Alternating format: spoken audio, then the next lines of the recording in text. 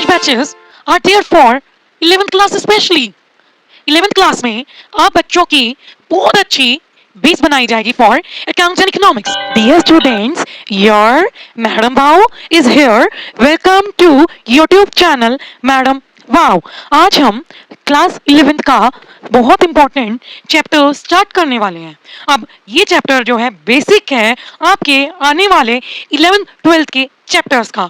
और इस चैप्टर के बेसिक्स बच्चों के इतने वीक है कि वो आगे 12th में एंड ग्रेजुएशन में भी क्वेश्चन करने में प्रॉब्लम आती है. तो आ जाओ बेसिक क्लास से स्टार्ट करते हैं हम एक चैप्टर जो कि हमारा क्या है, जनरल की जनरल एंट्री कैसे होती है. तो आ जाओ सीखते हैं जर्नल. ठीक है जी. अब जनरल की अगर मैं बात करूं तो इसका आ जाओ पहले मीनिंग देखते हैं. एक नॉर्मल आम भाषा में जानते हैं कि जनरल है क्या. देखो मैं आपको एक सिंपल ट्रिक में बताती हूं कि जनरल है क्या, बुक ऑफ अकाउंट्स. ठीक है जी. अब आपको मैंने अकाउंटिंग प्रोसेस बताया था कि हमारी फर्म है, फर्म में क्या हो रही है, बहुत सारी ट्रांजैक्शंस. तो जैसे ही कोई ट्रांजैक्शन हुई, फर्म है ये, ठीक है, फर्म में क्या हुई, ट्रांजैक्शन. ट्रांजैक्शन का क्या मतलब है, पेन चेंज कर लेती हूँ, लेन देन. ठीक है जी. जैसे कि फर्म ने क्या किया, सेल गुड्स फॉर ₹10,000. ठीक है जी. क्या लेन देन हुआ, ये लेन देन हुआ कि गुड्स बिके हैं, मतलब गुड्स जाएंगे और कैश आएगा क्योंकि आपने सेल की है. ठीक है जी. अब नेक्स्ट क्या होगा कि फॉर एग्जाम्पल जैसे ही ट्रांजैक्शन हुई, इस ट्रांजैक्शन को हम अकाउंटिंग प्रोसेस के अकॉर्डिंग सबसे पहला स्टेप क्या है, स्टेप 1 कि इस ट्रांजैक्शन को क्या करना है, रिकॉर्ड. अब जैसे ही ट्रांजैक्शन हुई, सबसे पहले ट्रांजैक्शन किस बुक ऑफ अकाउंट में रिकॉर्ड होगी, जनरल में. तो जैसे ही ट्रांजैक्शन हुई, होते ही वो किस में रिकॉर्ड हुई, जनरल में.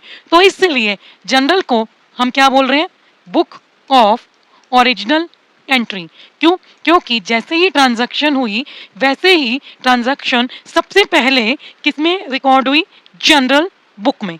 अब ये जो जनरल है, जनरल की एक शर्त है, वो ये शर्त है कि आप कोई भी बेटा ट्रांजैक्शन जनरल बुक में रिकॉर्ड नहीं कर सकते बिना पक्के एविडेंस के. तो देखो अब अगर आपने सेल की है तो इसका क्या होना चाहिए आपके पास, सेल इनवॉइस, या फिर आपके पास एक एक होना चाहिए voucher.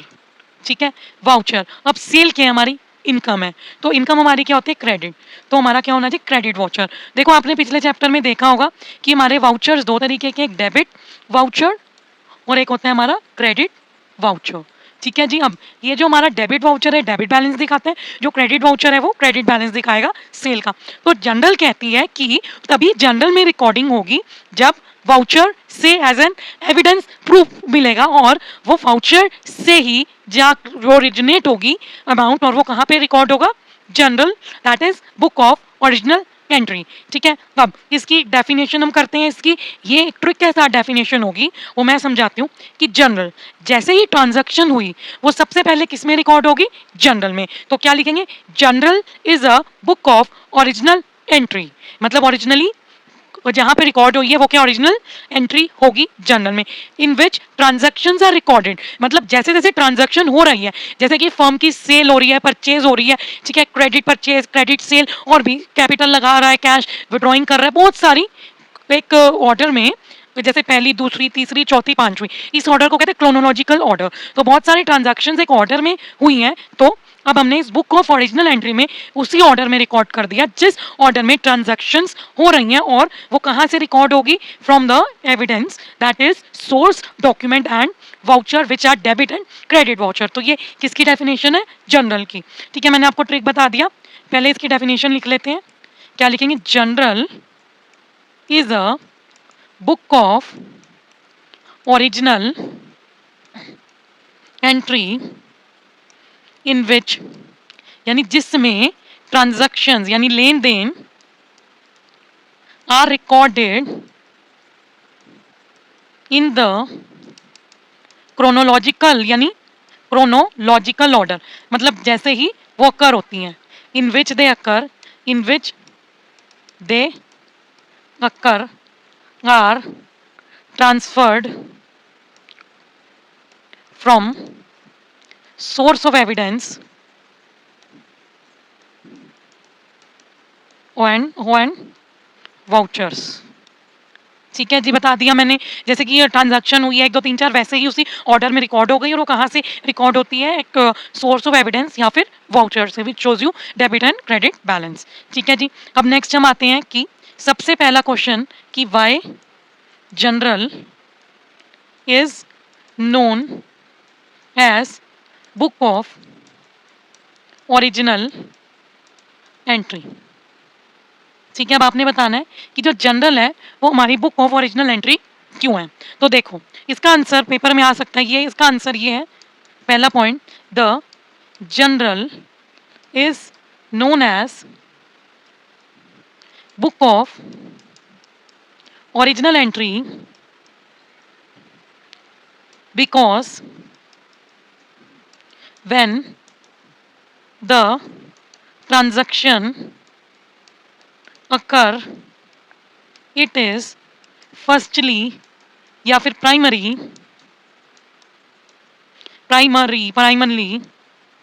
recorded in the books of general. ठीक है जी, मतलब जैसे ये ट्रांजैक्शन हुई वो सबसे पहले किस में रिकॉर्ड हुई, बुक ऑफ अकाउंट्स जनरल में, इसलिए जनरल को हम क्या बोलते हैं, बुक ऑफ ओरिजिनल एंट्री। ठीक है जी, अब आगे आते हैं इसके फॉर्मेट पे। अगर मैं बेटा फॉर्मेट की बात करूं, जो कि एक सिंपल फॉर्मेट है, मैं आपको पूरा स्पेसिफाई करूंगी। वो ये फॉर्मेट है कि जैसे कि हमारा फॉर्मेट कुछ इस तरीके से है, मैं आपको बना के दिखा रही हूँ।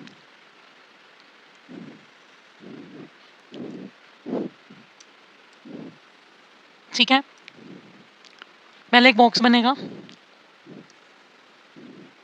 क्या लिखेंगे इधर हम, फॉर्मेट ऑफ जर्नल। अब सबसे पहले आएगा डेट, डेट के बाद आएगा पर्टिकुलरलेस, पर्टिकुलरलेस के बाद आएगा लेजर फोलियो, डेबिट वाला अमाउंट, फिर आएगा क्रेडिट वाला अमाउंट। देखो, अब ये जो मैंने आपको एलएफ लिखवाया ना, ये क्या होता है, एलएफ क्या होता है, देखो एलएफ होता है लेजर फोलियो। देखो, अब मैं आपको नेक्स्ट पेज पे इधर ही एक्सप्लेन कर देती हूँ कि आपके लिए इजीली लिखना जाए। वो ये है, ये बोलना चाह रही हूँ कि देखो सबसे पहले क्या हुई, ट्रांजैक्शन यानी लेन देन हुआ। ट्रांजैक्शन किस फॉर्म में है, मॉनेटरी फॉर्म में। ठीक है जी, ट्रांजैक्शन होने के बाद हमने उसको किस में रिकॉर्ड किया, रिकॉर्ड किया जनरल में। ठीक है जी, अब जैसे ही ट्रांजैक्शन जनरल में रिकॉर्ड हुई, उस प्रोसेस को हम क्या कहते हैं, जर्नलाइजिंग। ठीक है, क्या लिखेंगे, the process of recording a transaction in the books of journal is known as journalizing। ठीक है जी, ये क्या है हमारा अकाउंट्स का रिकॉर्डिंग वाला स्टेप 1। ठीक है जी, अब देखो स्टेप 2 में हम क्या करते हैं कि जैसे ही ट्रांजैक्शन हुई, ट्रांजैक्शंस का हमने सारा लोथरा, मतलब सारा क्रोनोलॉजिकल ऑर्डर में रॉ रिकॉर्ड हमने किस में बना लिया, जनरल में। अब ये एक रॉ रिकॉर्ड होता है जिसको हम क्या बोलते हैं, डे टू डे ट्रांजैक्शंस का वही खाता रिकॉर्ड कौन रखता है, हमारा जनरल। ठीक है, मिक्सअप होकर ट्रांजैक्शन होगा, यानी हमने इसके सेल्स वाली भी डाल दी, परचेज वाली वो भी डाल दी, कैपिटल वाली भी डाल दी, ठीक है, और कैश वाली भी डाल दी, बैंक वाली भी डाल दी, ड्राइंग वाली भी डाल दी। मैं आपको एंट्री करनी सिखाऊंगी कि ये जो जर्नल एंट्री है इसके पीछे का क्या राज है, वो भी मैं आपको बहुत इजी ट्रिक के साथ समझाऊंगी। बने रहना वीडियो में, स्किप मत करना, वरना ये बेस चैप्टर है, समझ में नहीं आएगा। ठीक है, तो अब ये हमारी हमने क्या किया, इसमें सारी इकट्ठे रिकॉर्ड कर दी। ये क्या हो गया, हमारा स्टेप 1 रिकॉर्ड कर दी, उसमें हमने जर्नलाइजिंग कर दी। अब क्या हुआ, मैंने क्या किया, ये मेरा क्या था, जनरल का अकाउंट। ठीक है, जनरल के अकाउंट से मैंने ट्रांजैक्शन अलग कर दी, सेल वाली अलग कर दी, उसका अलग अकाउंट खोल दिया, परचेज वाली मैंने अलग कर दी, परचेज का अकाउंट से, ऐसे ही मैंने सारे अकाउंट अलग अलग कर दिए। तो इस अलग अलग अकाउंट को हम क्या कहते हैं, क्लासिफिकेशन करना। और क्लासिफिकेशन जब हम करते हैं तो हम क्या कर रहे हैं, posting the transactions from journal to ledger. मतलब पोस्टिंग में हम क्या कर रहे हैं, जनरल से ट्रांजैक्शन हम किस में डाल रहे हैं, लेजर में। और लेजर में हम क्या कर रहे हैं, उन्हीं मिक्सअप ट्रांजैक्शन का अलग अलग अकाउंट ओपन कर रहे हैं, क्योंकि जिससे कि हम कहते हैं ना कि मिक्सअप को हमने ग्रुपिंग कर दी। एक क्लास में बच्चे थे, बच्चों को हमने ग्रुप कर दिया, इकट्ठे बच्चे एक क्लास में जो बैठे हो जनरल, और जब मैं बच्चों को टॉल के अकॉर्डिंग एक ग्रुप में बिठा दूंगी, ठीक है, इसी तरीके से ट्रांजैक्शन है, सेल वाले बच्चे अलग बिठा दूंगी, परचेज वाले अलग, तो क्या बन गया वो लेजर। ठीक है जी, तो अब हमने क्या किया, स्टेप 1 में जर्नलाइजिंग की, स्टेप 2 में जनरल से ट्रांजैक्शन पोस्ट कर दी लेजर में, जिसको हम क्या कहते हैं पोस्टिंग। ठीक है जी, अब आपने क्या किया, देखो जनरल से आपने ट्रांजैक्शन पोस्ट करी है लेजर में, बट आपको कैसे याद रहेगा कि आपने लेजर के कौन से पेज नंबर पे पोस्ट करी, तो इसलिए हम यहाँ पे जनरल में एक छोटा सा कॉलम बना रहे हैं लेजर फोलियो, जिससे हमें पता चले कि हमने जनरल की ट्रांजैक्शन लेजर के कौन से पेज नंबर में जाके हमने पोस्ट की है, इसलिए हम क्या बनाते हैं लेजर फोलियो। और अगर मैं लेजर अकाउंट बनाऊं तो उसके अंदर हम क्या बनाते हैं जनरल फोलियो, क्योंकि लेजर को देख के हमें क्या पता लगाना है कि हमने जनरल के कौन से पेज से ट्रांजैक्शन उठाई है। ठीक है जी, अब नेक्स्ट हम आते हैं, वो ये है कि हमारा क्या बात बता रही हूँ कि हमारा ओरिजिन ऑफ जनरल एंट्री, मतलब जो जनरल एंट्री होती है ना, ये डेबिट वो क्रेडिट वो क्यों होती है, किसके बेसिस पे होती है, तो ये किसके बेसिस पे होती है, इसके अंदर क्या एप्लीकेबल होते हैं, अप्लाई होते हैं rules of debit and credit.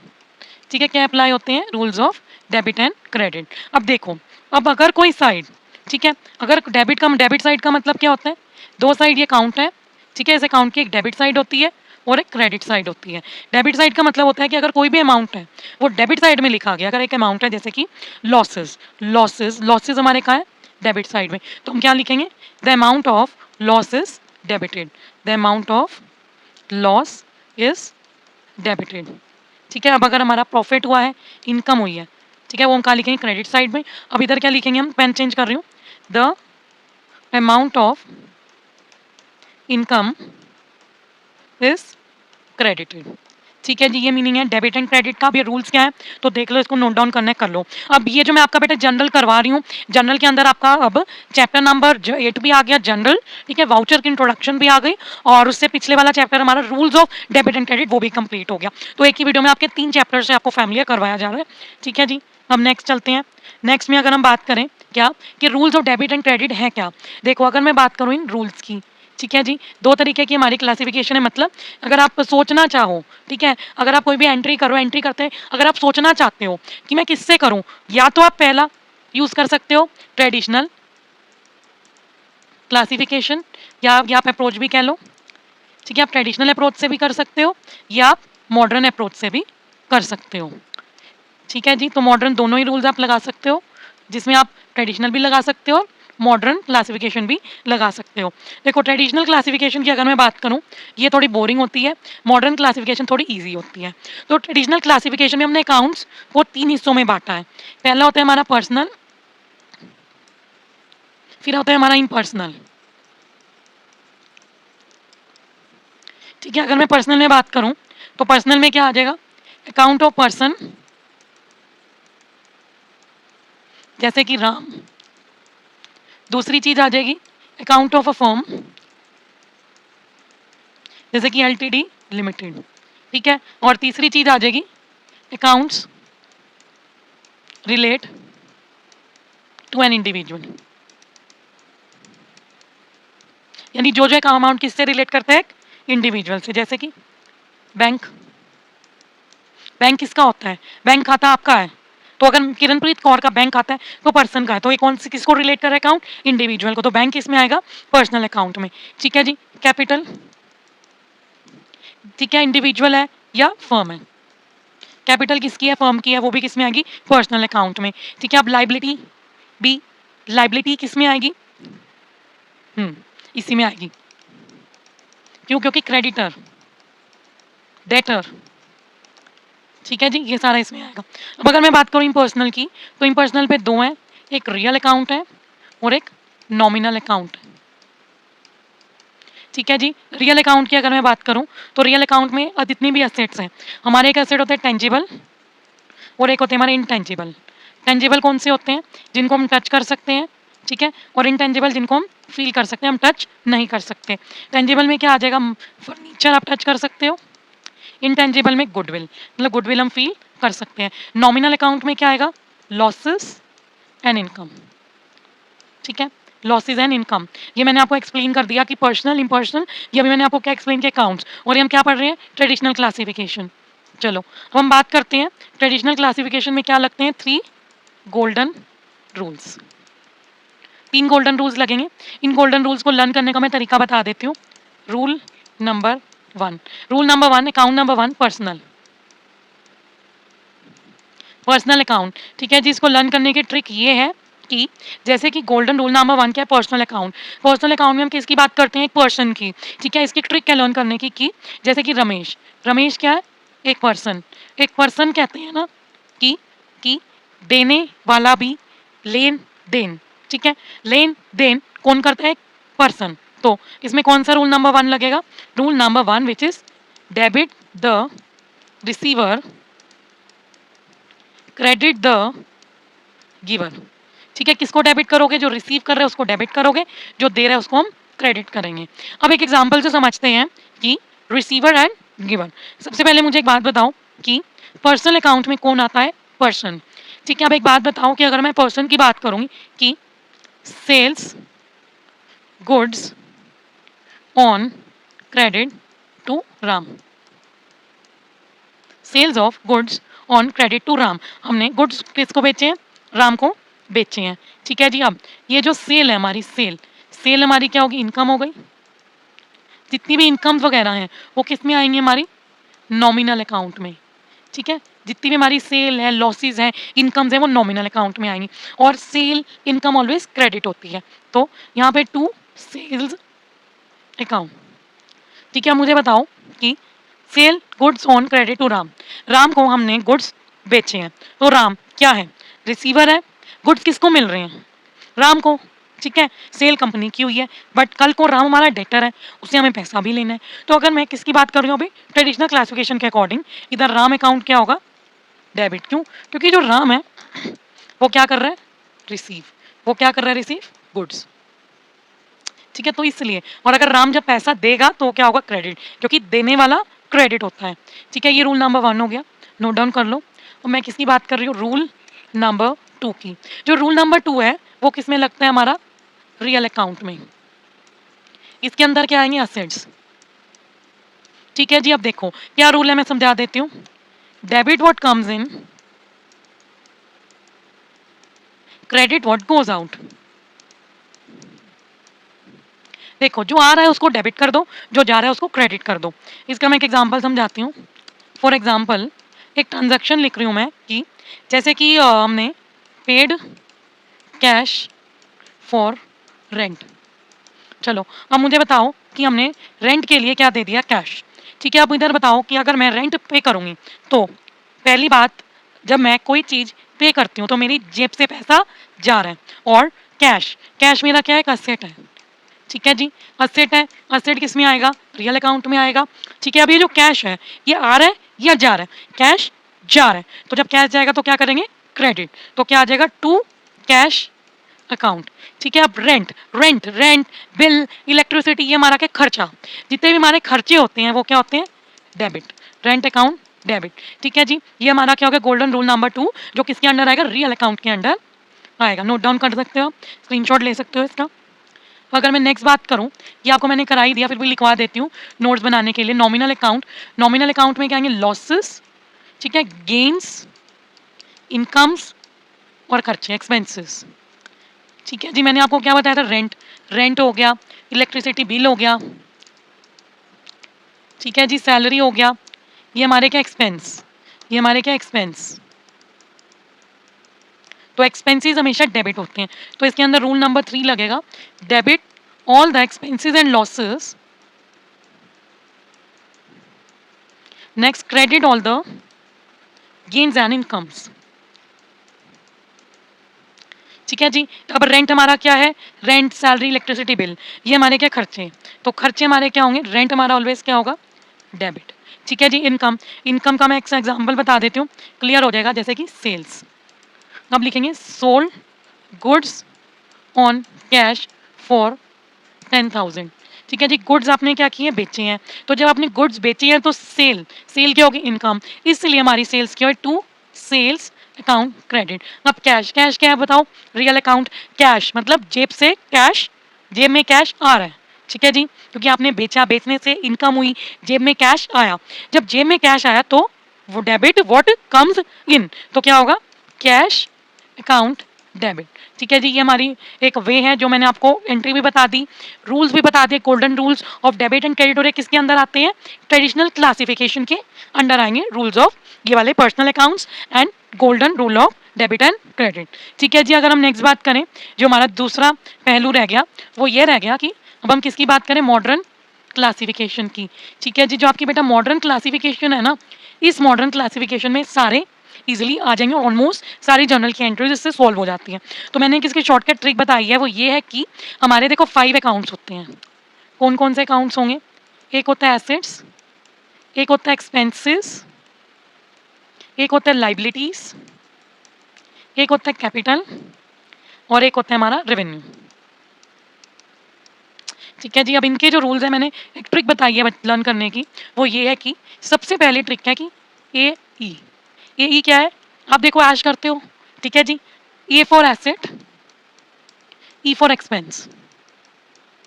ठीक है जी, तो एसेट एंड एक्सपेंस, देखो मैंने इसका ये बनाया, मैं कलर चेंज कर लेती हूँ, वो ये बना है कि ऐश पर एक्सपेंस किया। देखो आप ऐश करते हो, ऐश पर खर्चा करते हो, तो अगर आप खर्चा कर रहे हो या फिर अगर आप मशीनें खरीद रहे हो, देखो ऐश कर रहे हो, गाड़ियां बना रहे हो तो एसेट बना रहे हो, ऑडी खरीद रहे हो तो एसेट बना रहे हो। ठीक है, अब आप एसेट पे खर्च कर रहे हो, ऑडी ला रहे हो, और आपका ऑडी लाने से आपके एसेट बढ़ रहे हैं, और दूसरी तरफ आपका खर्चा भी बढ़ रहा है, तो इसलिए ऑडी लाने से आपका एसेट भी बना और खर्च भी हुआ, तो इसलिए एसेट और एक्सपेंस का सेम है। तो अगर आप एसेट बढ़ाओगे यानी ऑडी लाओगे तो एसेट बढ़ेगा, खर्च करोगे तो एसेट बढ़ेगा, तो ऑलवेज क्या करोगे? डेबिट, जिसको हम क्या बोलते हैं? Increase in asset.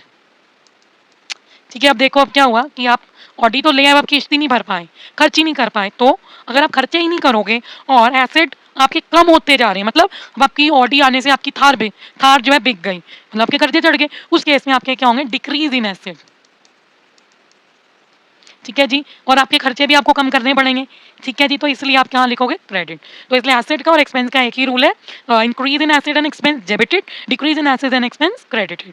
ये फर्स्ट रूल हो गया। अब अगला देखते हैं, वो ये है कि इसको लर्न एल सी आर। ठीक है जी, एल फॉर लोन लेकर, सी फॉर क्रैक हो गए सपने, आर फॉर रिच बनने के। ठीक है, आप समझो मेरी बात की loan is liability, crack is capital and rich is revenue.